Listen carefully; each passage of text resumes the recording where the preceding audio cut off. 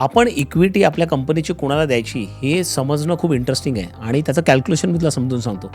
समजा तुझ्या कंपनीची व्हॅल्यू 1 करोड रुपये बरोबर आणि त्यातले 20% तू मला दिलेस, तर आधी तू 1 करोडचा 100% मालक होतास, म्हणजे तुझी व्हॅल्यू 1 करोड होती. आता तू त्या 1 करोडचे 20% मला दिलेस, म्हणजे तू आता 80% मालक झालास. म्हणजे त्या 1 करोडमधले 80 लाखच तुझ्याकडे राहिले बरोबर.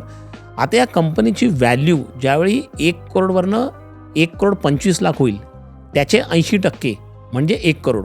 म्हणजे मी तुझ्या कंपनीमध्ये आल्यानंतर मी तुझ्या कंपनीची व्हॅल्यू 25 लाख रुपयाने वरती न्यायला पाहिजे, तरच माझा बेनिफिट झाला. पण इट डझंट स्टॉप देअर. आता याची व्हॅल्यू कधी रिअलाइज होईल, ज्यावेळी आणखीन कोणतरी परत त्याच्यामध्ये इक्विटी घेईल त्यावेळी ना. त्याचा अर्थ की आणखीन ज्यावेळी 20% कोणाला तरी द्यायचे असेल, तर तू आता 80% वरती आहेस, आणखीन 20% दिलेस तर तू 64% वरती येशील, 64%.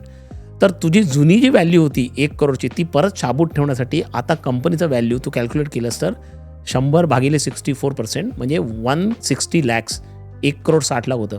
याचा अर्थ काय आहे की मी जर का तुझ्या कंपनीला 60 लाख व्हॅल्यू तयार करून देत असेल तरच मी तुला व्हॅल्युएबल आहे. त्याच्यावरती गेलो तर ऑब्व्हियसली मी व्हॅल्युएबल आहे. अशा तऱ्हेने जो माणूस आपल्या कंपनीला मग पैसे देऊन किंवा त्याच्या नॉलेजवरनं किंवा त्याच्या कॉन्टॅक्टमधनं आपल्या कंपनीची व्हॅल्यू जास्तीत जास्त करून देत असेल, त्याला इक्विटीमधून पार्टनर घेणं अत्यंत गरजेचं आहे. केवळ एक्सपेन्स वाचवण्यासाठी तू डिजिटल मार्केटिंग तुला येतं आणि म्हणून मी तुला माझा पार्टनर म्हणून घेतला, तर that is not the correct. Expense वाचवण्यासाठी इक्विटी देऊ नका. अशाच लोकांना इक्विटी द्या जे तुमची कंपनीची व्हॅल्यू कितीतरी पटीने वाढवतील.